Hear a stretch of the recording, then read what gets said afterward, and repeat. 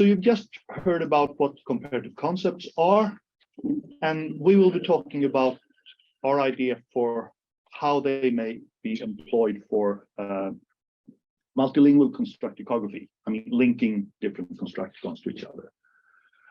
This is joint work with Ilimatos, who's not here, and Linnea, who's there, and actually all of the Swedish and Brazilian Constructicon teams, but the four of us are those that have been working most closely on this. And of course, a big thanks to Bill. It's your work we're building on here. So Constructicon in construction grammar theory is like a network of constructors that's presumably our linguistic knowledge, a mental constructicon. And ideally then, in applied practice, that would be like a corresponding descriptive resource, like a dictionary is to a mental lexicon or something. We're not quite there yet. So far, we have limited collections of construction descriptions, but we actually think that even in their present shape, they are useful for some purposes, and they are growing and becoming better. Maybe not as we speak, as the people doing it are kind of here, but it's really a work in progress. And now that we have constructicons in development for at least half a dozen languages, and there are more to come as well. I mean, then of course we want to do something to connect them. It's we wouldn't be linguists if we didn't want to. And so that's kind of contrastive construction grammar meeting multilingual lexicography. So I mean, the most intuitive approach would be to try to establish construction equivalents the same way that you do with lexical equivalents in lexicography. I mean, that's challenging enough in lexicography, as those working on it already know, because equivalence is a rare thing, if it exists at all. When you do this with constructions, it's worse. Because in lexicography, you're mainly concerned with functional equivalence between units of roughly the same category. So form is not much of a problem. Lexicographers may disagree with me here, but at least it's less of a problem than the constructions, because we have to deal with differences in both form and function. And in the extreme case, it could be something like what you do with morphology in one language is done by word order in another, or some. So yeah, so it is more complex. I mean, not all cases are like this, but we have different issues than what you do when you establish lexical equivalents. Anyway, so this also means that issues of organization and granularity increase exponentially. There are just so many different ways to organize a grammar. So, for example, do you treat word order as a property of more holistic constructions, or do you treat it by separate word order constructions? I mean, the way you choose for this makes a huge difference for the set of constructions you would have in your constructicon. And then, of course, the constructicons we have are so far small coverage, and we don't cover exactly the same things. So it's pretty likely that there is no corresponding entry in the other constructicons to what we want to get at. Not yet, but the present is what we have to work with. And then we don't really have an established methodology for how to do that.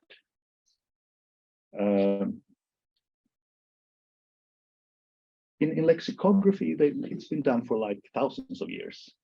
And so they've learned a thing or two on the way, and we can borrow some of that knowledge, but there are also new kinds of problems that we will have to figure out how to handle. Anyway, we tried. So we took all the entries in the Berkeley English Constructicon, comparing them to Swedish and Brazilian Portuguese.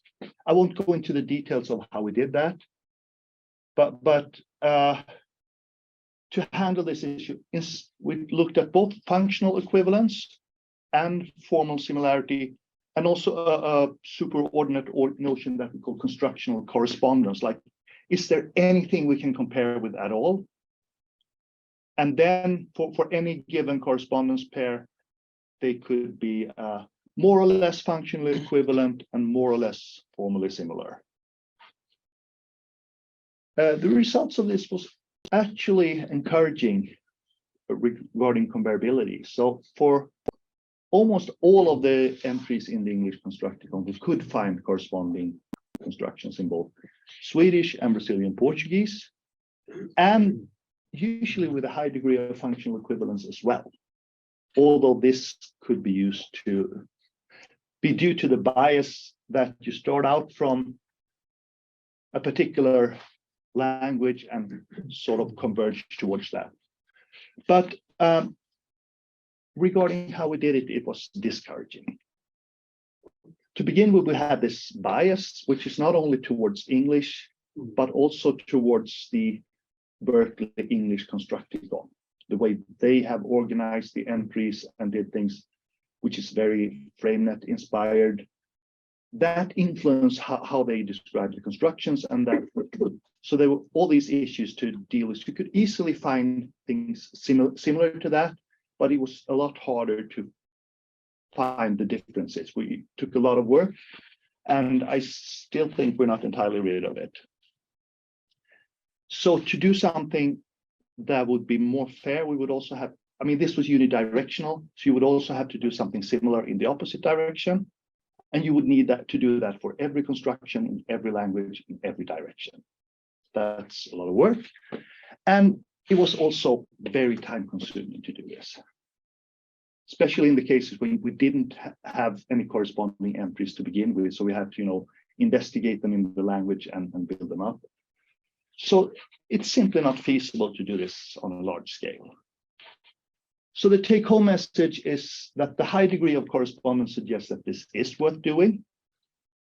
This is connecting constructions in different languages. Although it may be harder with less closely related languages, and it may also be different if you look at other constructions than the ones that happen to be in the English Constructicon. But still, we think this works. But it should be done a different way, not pairwise comparisons to get equivalence pairs. I mean, if this is too time consuming for a few languages in one direction, a few constructions in one direction for a small number of languages, then it's just not doable. So instead, the idea is to connect them in terms of shared properties. This is how you usually do in monolingual language description. You organize a grammar where groups of structure are put in the same chapter because they share some kind of property. And it's also used for language typology, as we've heard, and to some extent in frame-based lexicography. So if we do this, shared properties can be of any kind, like some kind of category, function, meaning, morphosyntax, whatever property they're sharing. And then constructions may share some properties and differ in other respects. But to use them for multilingual constructicography, we need cross-linguistically applicable definitions.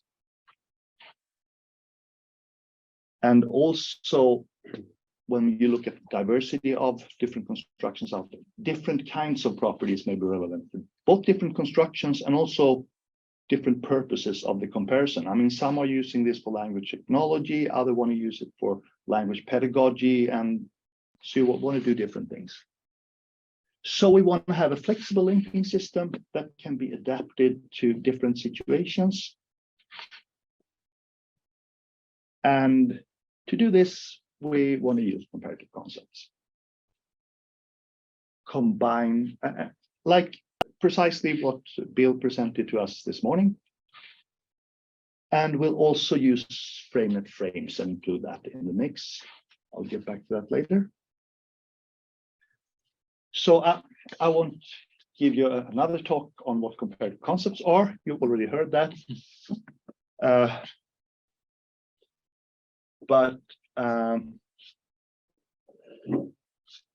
So we'll be using all these four types of construction strategies, semantic content, and information packaging. And the reason I'm still saying this, that what's particularly useful about this set of comparative concepts, apart from being this huge compilation of pretty much state-of-the-art in language typology, is that it's organized in terms of constructions, which is very useful for constructicography. In this way, so we have the functional notions in terms of information packaging and semantic content, and then we have the constructions and the strategies. So Bill already talked about this, but a few words about how the constructions and the strategies relate to the language particular constructions, because I mean that's what we're getting at. And then they're all constructions in the sense that they're form function combinations. So the CC constructions define the what, and they're presumably universal. The strategies are more about the how we do it, and they're not universal, but cross-linguistically valid. And the language particular constructions are basically combinations of CC constructions and one or more CC strategies, plus a bunch of language particular properties that are not covered by the comparative concepts. Something like this is the idea. So the linking model then is, we have the comparative concept define properties that are shared by language particular construction. So it doesn't cover the whole package. So any link from a construction to a CC it represents a partial correspondence. And also, if you look at the kinds of constructions that we have in the existing constructions, they're usually pretty particular constructions, whereas the comparative concepts typically cover more general concepts. So in that sense, they often correspond more to groups of constructions or construction families more than the particular entries we have, but still makes sense to link to them. So since part of this is to get a grouping. So we talked about reflexive constructions. You may not have exact match between this Swedish reflexive construction and this Brazilian one, but you can get to the group of constructions sharing certain of these properties. And then so any language particular construction may correspond to several comparative concepts. And you would also expect that if constructions are closely related, they would share several comparative concepts. So if we look at a simplified example, we look at progressive constructions. In English, you would have a copula and a present participle. She's reading. In Brazilian Portuguese, you would do something similar with a copula and a gerund. In Swedish, we don't have that. But one way of expressing progressivity is a pseudo-coordination. So hon sitter och läser is basically she sits and reads, meaning she's reading. So they express a similar meaning with, in terms of semantic content, it's durative or the frame activity ongoing, but they differ in their strategies. Both English and Brazilian Portuguese use a verbal copula and an action nominal, whereas Swedish uses a coordination strategy. So if we link these constructions to these comparative concepts, we get something like this. So the cylinders here are constructicons for individual languages. The light blue thing in the back is the linking model, and what we have in green are different comparative concepts. So you can see that both the English, the verbing construction, and the Brazilian gerund are linked to the action nominal strategy and the verbal copula strategy, whereas the Swedish pseudo-coordination is not linked to that, but to a coordination strategy. But all of them are linked to durative semantics and the activity ongoing frame. So this is like the basic idea how we connect them. So they, the English and the Brazilian Portuguese construction here, they share more of the comparative concepts, and the Swedish one shares some of them, but not all of them. Then, of course, there are other properties of these constructions as well, but we just focus on these two to illustrate the idea of the linking model. And then there were frames in the picture, so I should probably say a few words about where they come in as well. So they have been suggested before as a means to relate constructions across languages, the way they have been used in multilingual lexicography, and also because often the meaning part of a construction have been represented in terms of frame semantics. And it connects to the multilingual FrameNet infrastructure project, which is kind of parallel to what we're trying to do in Constructicography. And some of the same people are involved in both these projects. So the idea then is to relate constructions by their meaning or function as expressed by frame. And then, of course, we have to assume the same frames across languages. And then attribute the cross-linguistic differences to the language-specific constructions that evoke the frames. So this depends on the constructions having a frame-like meaning. It depends that we use the same set of frames, which would be the Berkeley FrameNet 1.7. And also that this set of frames has enough coverage to cover these meanings. And all of these things are partially true. But we use what we get, and what we don't get is a later problem. So why do we have both semantic content and frames as comparative concepts?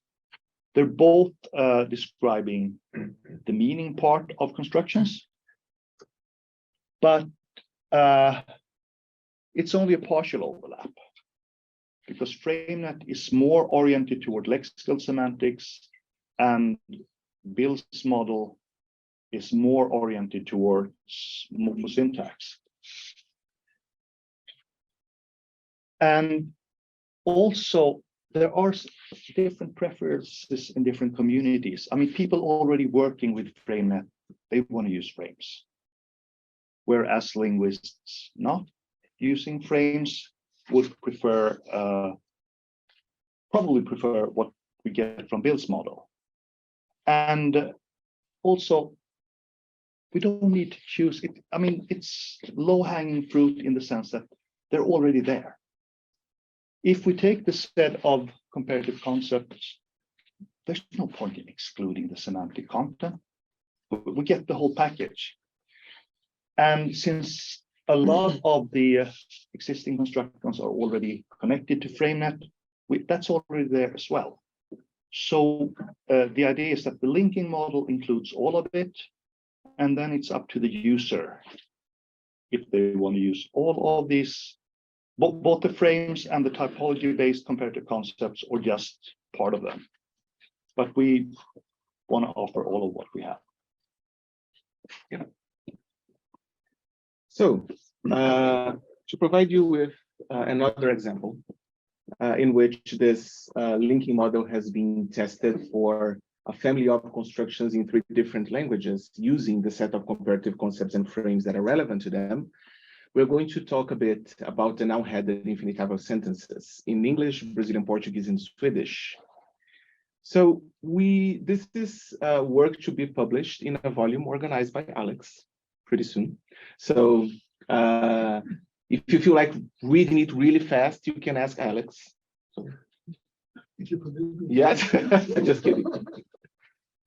So this work started revisiting one of Chuck Filmer's analysis of one construction in English that exemplified by the last sentence. They denied me the funds to complete the job.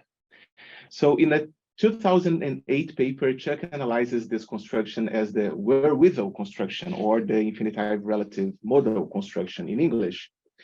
And he defines it as a construction that indicates that the head noun of an infinitive relative sentence stands for some resource someone has or lacks, while the sentence itself indicates an event that can take place because of such resource, right?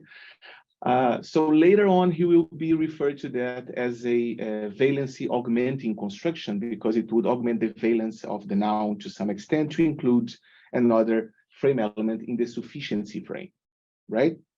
So in Portuguese, this construction has been named by yours truly as the dative with infinitive construction in my PhD dissertation, because it usually takes a dative pronoun as the subject of the infinitive verb.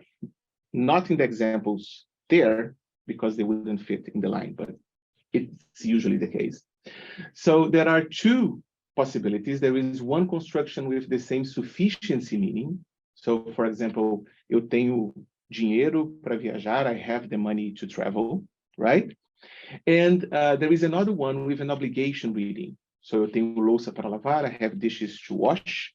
And then there is also a syntactic difference between them, because for the sufficiency reading, you can put the infinitival sentence before the noun and not for the obligation reading, right? We tested that with several native speakers of Portuguese.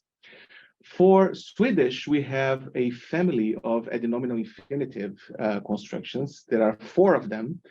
One which is a modal construction, jag varken tid eller ork att göra det. I have neither the time or the energy to do that. So you have some sort of sufficiency reading coming from this construction. Then you have the relative adenominal infinitive, hon har en hund att ta hand om, which would be she has a dog to take care of. And here you see some sort of obligation reading, although this relative construction, which is defined by a gap in the hund, like the dog, so you'll be taking care of the dog, also allows a sufficiency reading as well, right? We have the apposition construction, ideia ad ocati Brazilian, the idea to go to Brazil, which the infinitive sentence specifies the idea, and the complement, beslutet ad stella i concerten. Sorry for the Swedish pronunciation, but Ben changed some of the examples that I had practiced. Which would be the decision to cancel the concert, right? And then canceling the concert is the complement of the noun decision. So there are concepts involved in all the 5 levels that we have presented, including the frames. So there are constructions such as the head construction, the verb or clause or verbal clause or matrix clause or complex sentence or dependent clause modification, so on and so forth.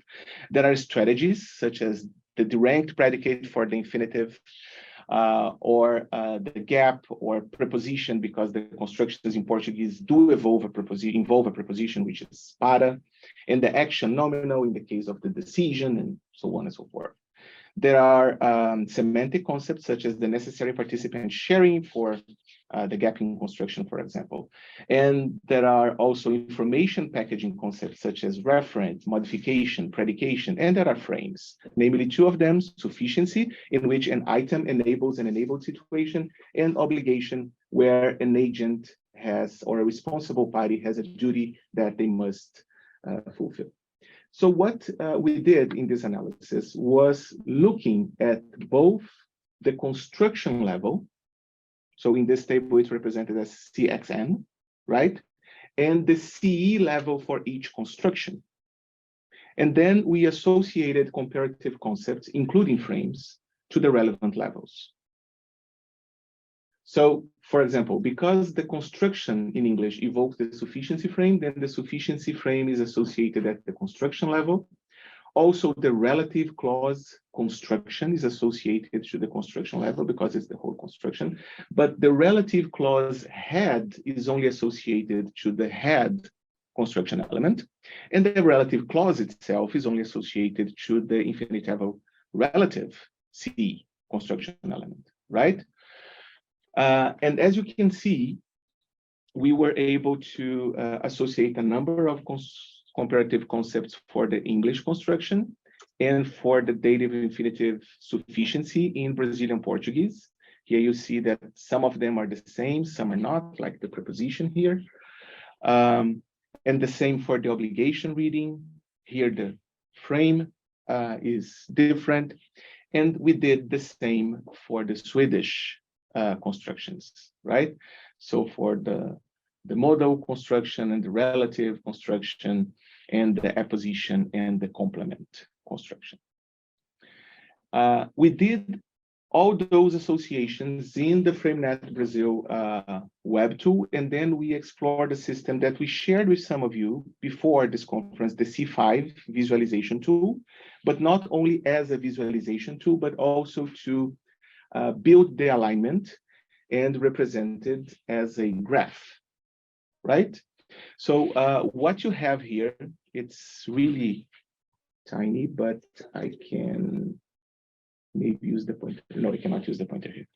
So, oh, you see the arrow here. So each blue circle is a construction. So you have the English infinitive or relative model here. It inherits relative clause, which is also here. And here you have the 2 Brazilian Portuguese constructions, and here you have the 4 Swedish constructions. Each white circle is a construction element. Each red square is a frame. So here you have sufficiency and being obligated. And then each diamond is a comparative concept, and the colors indicate the type of concept. So the light blues are strategies, the black ones are constructions, and the pink ones are information structure, and so on and so forth. So what you can have with this model is the possibility to actually see those links. And then later on, Arthur will present another repercussion of that, which is measuring the cosine similarity between those constructions. So this analysis actually shows how applying a not so big set of comparative concepts looks like with a not such a big set of constructions. So you see lots of links, right? And this actually tells us something about not only defining clear guidelines for analyzing and implementing those alignments, but also for visualizing them and making them useful for linguists. So in a nutshell, the idea is that we should be developing a linking model based on those 5 kinds of CCs, so constructions, strategies, semantics, information packaging, and frames, because in combination, they would provide a both powerful and flexible system, because participating teams, so teams participating in this effort could choose whatever kind of CC or combination of CCs they want. So they don't have to adhere or necessarily go putting an exhaustive list of all the relevant CCs. They are applicable both across and within languages, because you can also compare how constructions within your Constructicon are similar or different, right? And of course, this would be dependent on the nature of the construction entries being annotated for the CCs, because depending on how each construction would structure its system itself, its model itself. Of course, it should accommodate variation, but even so, having the same backbone system for linking them should make the best use of whichever information you have in whichever Constructicon structure. We anticipate that maybe other types of CCs may be added later to cover properties that were not covered by the existing CCs, or, for example, to accommodate other preferences from other teams. So, for example, universal dependencies, and I'm assuming that Valentina will be talking a bit more about other possibilities this afternoon. And then, of course, we have to think about the cost-benefit issues in adding to this backbone structure. Before we wrap up and have some time for questions, there is a selection of outstanding issues. So the first one is that those are ideas that we have tested for a small number of languages, for a small number of constructions, and with the benefit of, for example, the work comparing the noun-headed infinitive sentences was carried out by a former PhD student who spent 1 year working with Ben. And I was coming to Sweden regularly, and we would be sitting for hours, and Linnea would be joining us, and we'd be talking about that. So this is not, unfortunately, how this works, right? So we cannot count on that. So if we are expanding the number of constructions and the diversity of languages, which is good, we must replace this kind of constant in-person interaction by some clear guidelines so that people can move forward, at their own pace, but without the need of meeting every week.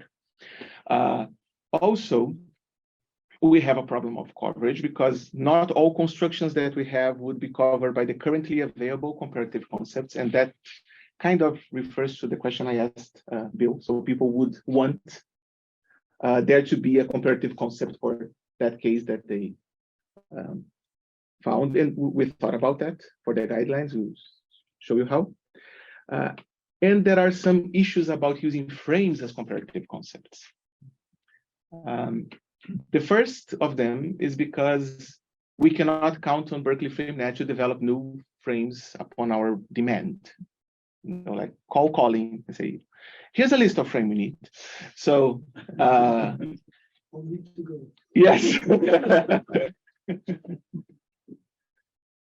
Also, there are Constructicon building efforts which are being built inside FrameNets.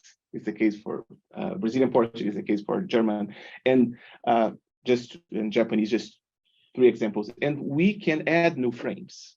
So it's important to separate this locally oriented work to the alignment. So that those two are separate things to some extent because the original backbone should be kept. And also FrameNet, Berkeley FrameNet 1.7 comes with 2 issues, not only an English bias, but an English bias reinforced by the English lexicon bias. So a lot of the Berkeley FrameNet frames, and for those of us who have been working with FrameNet, expanding it from English, they are defined against not only semantic properties of the English lexicon, but also part of speech properties. So for a lot of frames, you'd say this frame has adjectives that. And then that was one of the parade examples we use for the global FrameNet shared notation test, where one sentence in English, I have an interest in education, was translated into Swedish as I am interested in education. And in Portuguese as I interest myself as a verb in education. And they would be evoking 3 related but different frames because of the part of speech bias of Berkeley frame, right? So as for the typology-based CCs, of course, we cannot call Bill and other typologists and say, okay, we need more CCs, right? So here's the list. Or maybe you and Colin could talk. And of course, if we build them ourselves, we would run the risk of a dominant language bias coming back to this scenario. So that will require, as we'll be discussing tomorrow in our policies and guidelines session, some sort of adherence to an agreed upon set of policies and guidelines to prevent at least partially those issues. And thank you.